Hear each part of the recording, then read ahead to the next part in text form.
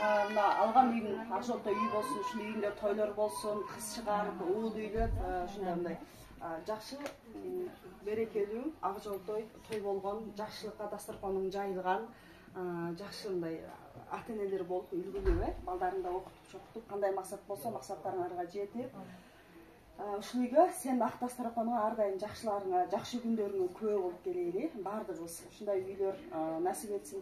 Фаберликте иштеп, мынеке биз Фаберлик Гүлназдан тарагандарбыз. Гүлназдын командасы Гүлназдын ушул чайына биринчи жолу үйүн жаңы алган үйүнө биринчи жолу келип отурабыз. И Гүлназга кичине биздин атаганыбызды берип отурабыз. Бизге да жуксын ушундай.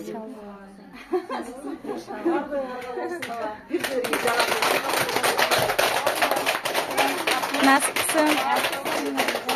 Toylar olsun uyuzda. Rahmat çoğunlar. O yerine git kalmak lazım.